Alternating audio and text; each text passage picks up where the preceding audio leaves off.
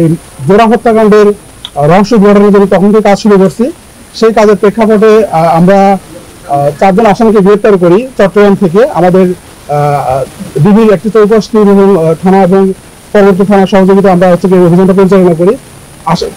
চট্টগ্রাম থেকে আসামিদের গ্রেপ্তার করার পরে আসামিদের স্বীকারোক্তি মোতাবেক আমরা জানতে পারি নয়লাভাঙ্গা ইউনিয়নের ভোরবোনা গ্রামস্থ এই স্ট্রবেরি বাগান এবং কবরস্থানের পাশে কবরস্থানের ভিতরে তাদের এই কিলিং অপারেশনে যে সকল ককটেল এবং অন্যান্য আলামত আছে সেই সকল জিনিসগুলো পাওয়া যেতে পারে।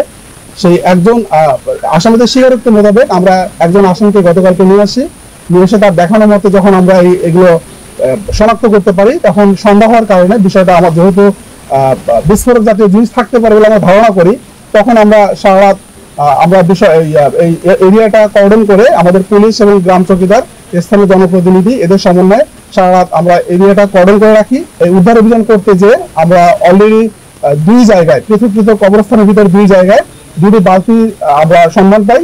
সেই 2টি বালতিতে ককটেল মজুত রেখেছিল।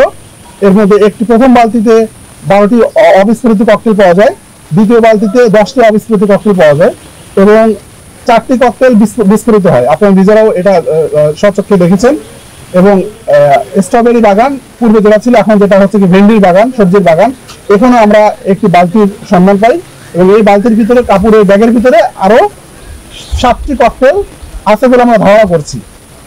এখন পর্যন্ত আমরা ককটেল উদ্ধার করেছি। এরপর আমরা কবরস্থানের ভিতরে আমরা অভিযান করব। আমরা জানি না কবরস্থানের ভিতরে কি আছে। এই ককটেলের কার্যক্রমগুলো শেষ করে কবরস্থান আমরা আমাদের উদ্ধার অভিযান অব্যাহত রাখবো।